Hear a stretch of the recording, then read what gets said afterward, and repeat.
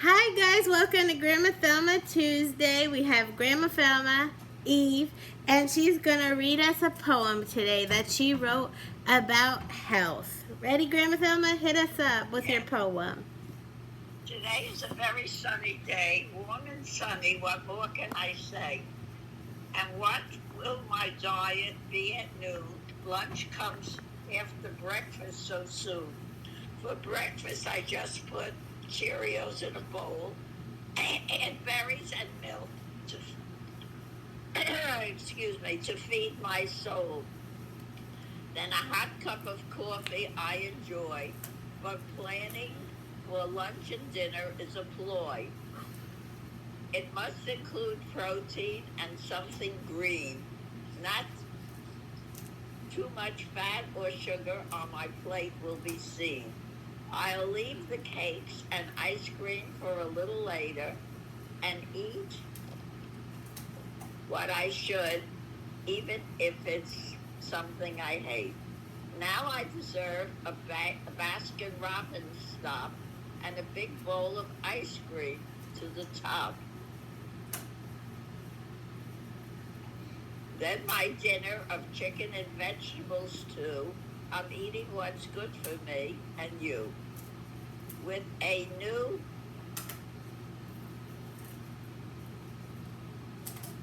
virus coming our way, will it leave or will it stay? What food should I eat to be safe? Should I stay kosher or try a little treif? Ooh! Better to adhere and not have to worry over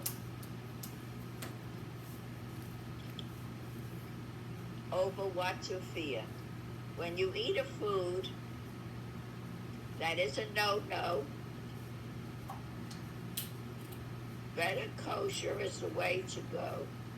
But what about a little snack?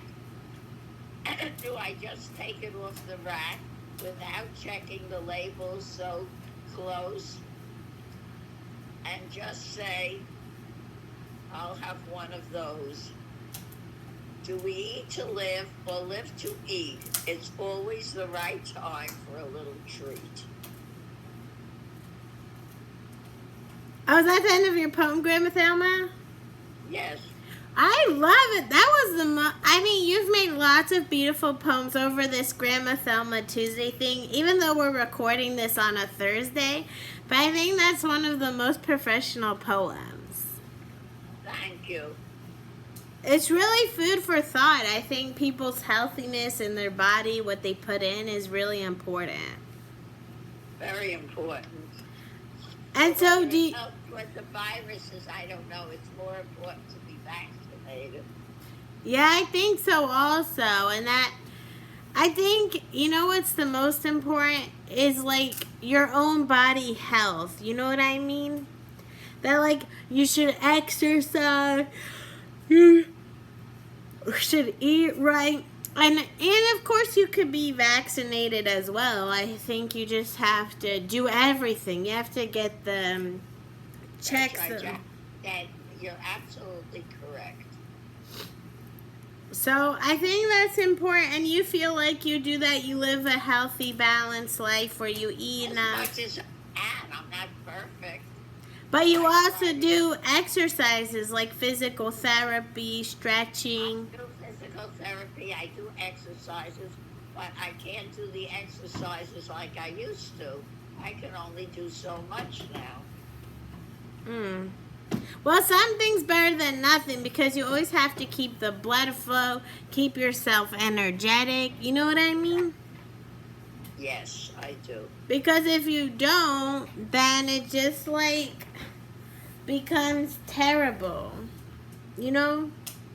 Like, for example, for me, I became healthier and happier. So I think your healthiness makes you a happier person.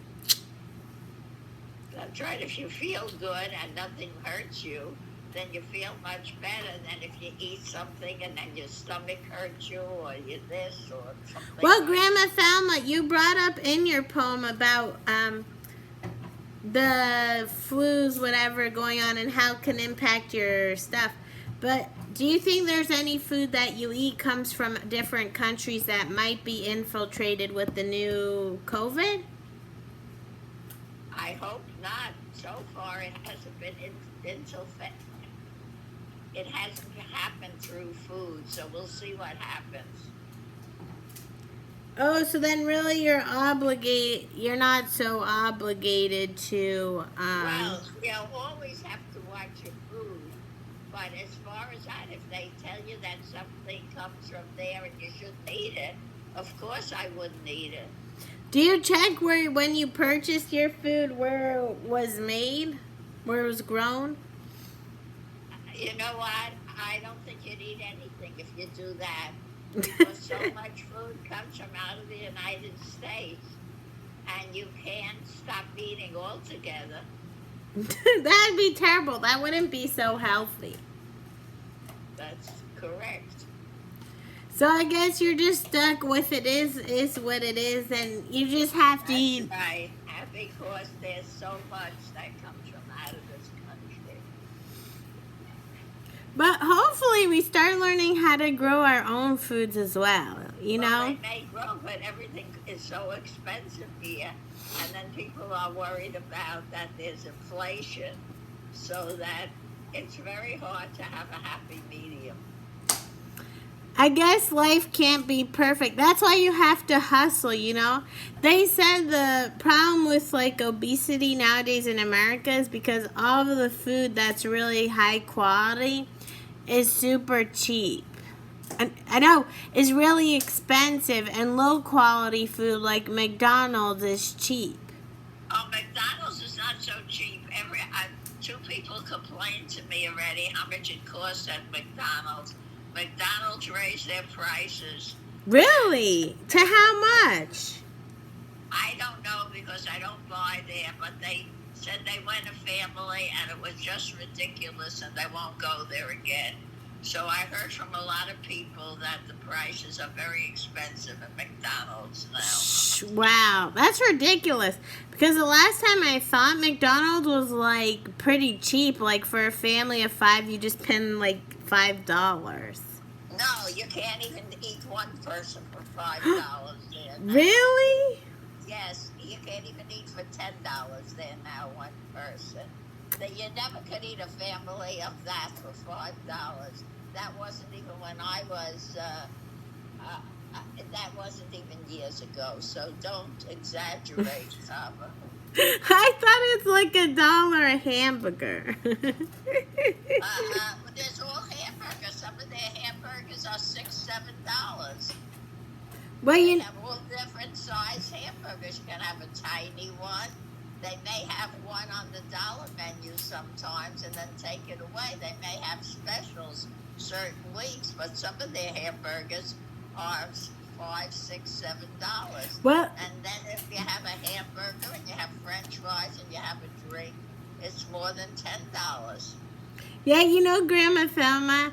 Except if you were to come to feed like a Jewish family, you know how much it is at a kosher restaurant in Miami.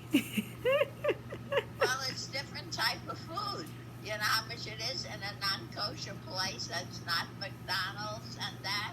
It could be very expensive also. Really? Like how expensive? There are non-kosher restaurants in New York where they charge $300 a person. Really? Ooh, Grandma Thelma, Yes, and they're not kosher. that's where we have to go together one day. We'll travel the world and try all the cheap and expensive restaurant foods together.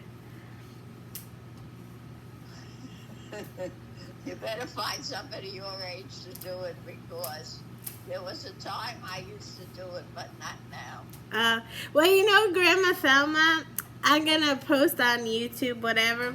I don't really have, you know, I told my mom yesterday, I said, Grandma Thelma is my only real friend. And she said, Grandma Thelma's not your friend. She's like your grandmother. That's right. I'm not your friend. How old is David? David, I think he's like almost in his 30s. He's getting really old. Well, but David is closer to your age than I am, so So I have a guess good time with David today. I think that qualifies him as my friend, right? If I hang out with him. Of course it does. Does he have a dog too? No, he has allergies, actually, with cats and dogs. And health also. We're talking about health, that people have allergies as well That's with right. cats and dogs. People And have allergies to food. That's something that if you have allergies, you must look at labels, because sometimes if the food is just made in a place that has nuts and different things that you're allergic to, that can hurt you. do you have any food allergies? Not that I know of.